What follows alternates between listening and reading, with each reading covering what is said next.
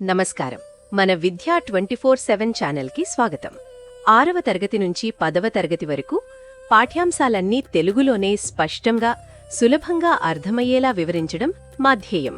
School పరీక్షలైనా, final assessments అయినా, SSC board పరీక్షలైనా మీ విజయాలకి కావాల్సిన పూర్తి మార్గదర్శకత ఇక్కడే లభిస్తుంది. ఇక ఈరోజు పాఠంలోకి వెళ్ళిపోదాం. అందరికీ నమస్కారం. ఈరోజు మనం చాలా ముఖ్యమైన విషయం గురించి మాట్లాడుకుందాం. అదేంటంటే, మనం ప్రతిరోజు పీల్చే గాలి, తాగే నీరు, ఇవి రెండూ మనకు ప్రాణం లాంటివి.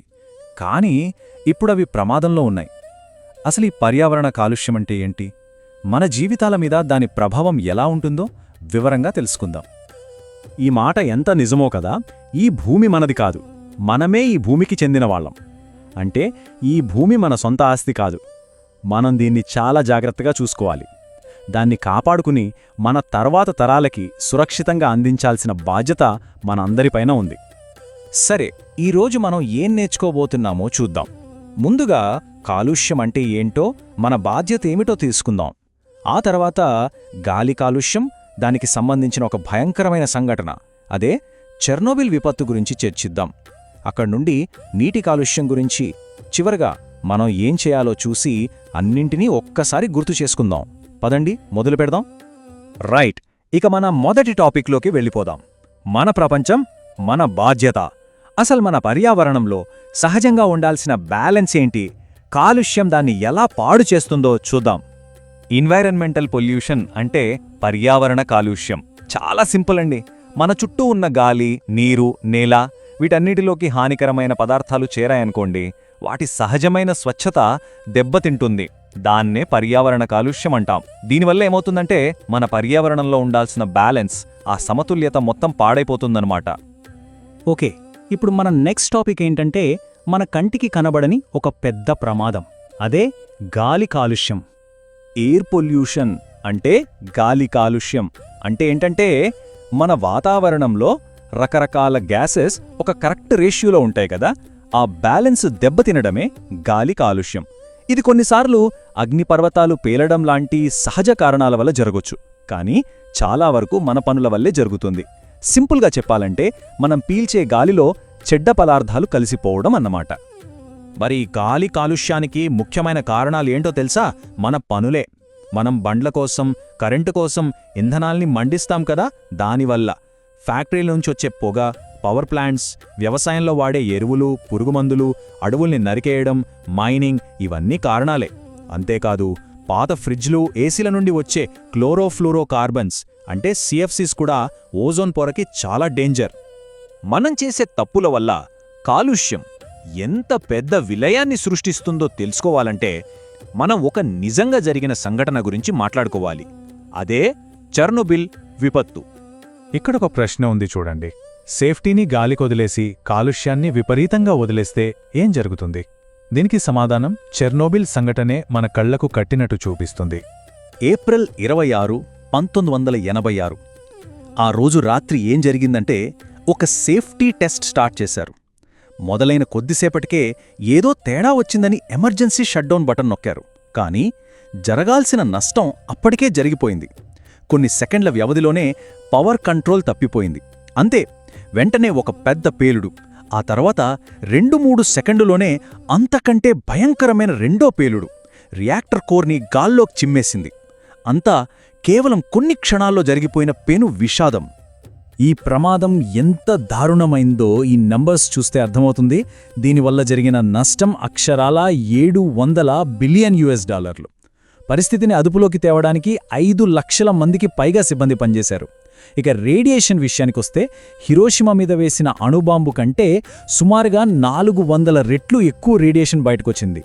వెంటనే చనిపోయిన వాళ్లు 31 మంది. 2 పేలుడు వల్ల, మిగతా 28 మంది తీవ్రమైన రేడియేషన్ వల్ల చనిపోయారు. మరి ఆ 28 మంది ఎలా చనిపోయారంటే, దానికి కారణం అక్యూట్ రేడియేషన్ సిండ్రోమ్, షార్ట్గా ARS అంటారు. అంటే ఏంటంటే, చాలా తక్కువ టైంలో బాడీకి అస్సలు తట్టుకోలేనంత రేడియేషన్ తగలడం. దీనివల్ల వాంతులు, వికారం లాంటి లక్షణాలు మొదలై ఎముక మధ్య, లోపలి అవయవాలు మొత్తం దెబ్బతింటాయి. ఇది చాలా భయంకరమైన పరిస్థితి. ప్రమాదం జరిగాక ఆ రేడియో ధార్మికత ఇంకా గాల్లోకి వ్యాపించకుండా ఆపడానికి చాలా పెద్ద ప్రయత్నాలు చేశారు. వెంటనే 1986లో సార్కోఫేజిస్ అనే ఒక పెద్ద కాంక్రీట్ కవచాన్ని కట్టారు. ఆ తర్వాత ఇంకా సేఫ్టీ కోసం 2016లో దానిపైన న్యూ సేఫ్ కన్ఫైన్మెంట్ అనే ఒక భారీ స్టీల్ డోమ్ని నిర్మించారు. ఈ నిర్మాణాలు ఇప్పటికీ ఆ ప్రమాదాన్ని కంట్రోల్లో ఉంచడానికి హెల్ప్ చేస్తున్నాయన్నమాట. చూశారు కదా, చెర్నోబిల్ లాంటి ప్రమాదాలు గాలిని, నేలని కొన్ని వందలేళ్లపాటు పాడు చేస్తాయి. అలాగే మనం రోజూ చేసే పనుల వల్ల వచ్చే కాలుష్యం కూడా ఉంది. అది నెమ్మదిగా మన నీటిని విషంలా మార్చేస్తుంది. సరే, ఇప్పుడు గాలి నుండి నీటిలోకి కాలుష్యం ఎలా వెళ్తుంది? అసలు నీటి కాలుష్యం అంటే ఏంటో చూద్దాం. గాలి కాలుష్యానికి, నీటి కాలుష్యానికి సంబంధమేంటి అని మీకు డౌట్ రావచ్చు. దానికి ముఖ్యమైన కారణం యాసిడ్ రెయిన్, అంటే ఆమ్లవర్షం. ఫ్యాక్టరీలు, బండ్ల నుంచి నైట్రోజన్ ఆక్సైడ్, సల్ఫర్ ఆక్సైడ్ లాంటి గ్యాసెస్ రిలీజ్ అవుతాయి కదా, అవి గాల్లోకి వెళ్లి వర్షపు నీటితో కలుస్తాయి. అప్పుడది యాసిడ్ రెయిన్గా భూమి మీద పడుతుంది. ఈ నీరు నదుల్లో, చెరువుల్లో కలిస్తే అవి కూడా కలుషితమైపోతాయి. వాటర్ పొల్యూషన్, నీటి కాలుష్యం అంటే నదులు, చెరువులు, సముద్రాలు ఇలాంటి నీటి వనరుల్లోకి చెడ్డ పదార్థాలు చేరడం. ఇది కూడా ఎక్కువగా మన పనుల వల్లే జరుగుతుంది. దీనివల్ల ఆ నీరు తాగడానికి గాని, వ్యవసాయానికి గాని దేనికి పనికిరాకుండా పోతుంది. సాధారణంగా నీటిని పాడు చేసేవి ఏంటో చూద్దామా? ఫ్యాక్టరీల నుంచి వచ్చే ప్రమాదకరమైన కెమికల్స్, ఇళ్ల నుంచి వచ్చే మురుగు, పొలాల నుంచి కొట్టుకొచ్చే నైట్రేట్స్, ఫాస్ఫేట్స్, పవర్ ప్లాంట్ల నుండొచ్చే వేడినీరు, మట్టి, ఇసుక. అంతేకాదు, మనం వాడే మందులు కూడా నీటిలో కలిసి దాన్ని పాడు చేస్తాయి. యూట్రోఫికేషన్, ఇది చాలా ముఖ్యమైన ప్రాసెస్. వినడానికి కొంచెం కష్టంగా ఉన్నా చాలా సింపుల్. నీటిలో నైట్రేట్స్, ఫాస్ఫేట్స్ లాంటి పోషకాలు ఎక్కువైపోయాయి అనుకోండి, అప్పుడు నాచు, ఇతర మొక్కలు విపరీతంగా పెరిగిపోతాయి. అవి చనిపోయి కుళ్ళిపోయేటప్పుడు నీటిలో ఉన్న ఆక్సిజన్ మొత్తాన్ని వాడేసుకుంటాయి.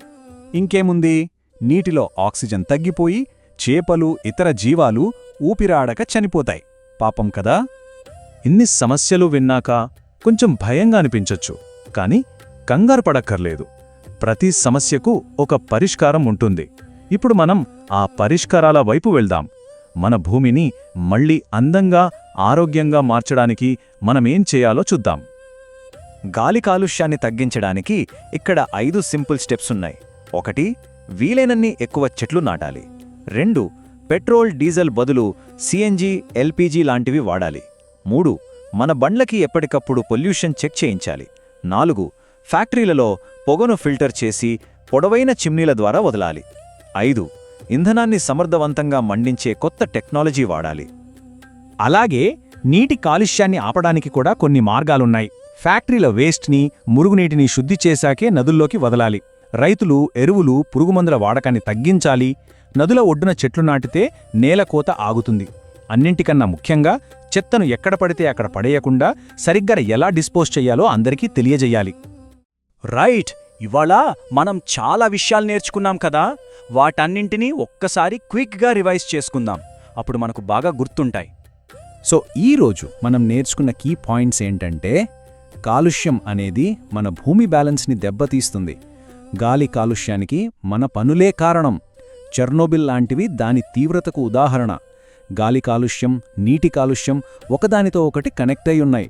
యూట్రోఫికేషన్ అనే ప్రాసెస్ నీటిలోని జీవాలకు చాలా ప్రమాదకరం. ఫైనల్గా మనమందరం కలిసి చేష్ట చేస్తే ఖచ్చితంగా కాలుష్యాన్ని తగ్గించి మన ప్లానెట్ని కాపాడుకోగలం. ఒక్కటి గుర్తుంచుకోండి, మన పర్యావరణాన్ని కాపాడుకోవాల్సిన బాధ్యత మన అందరిది.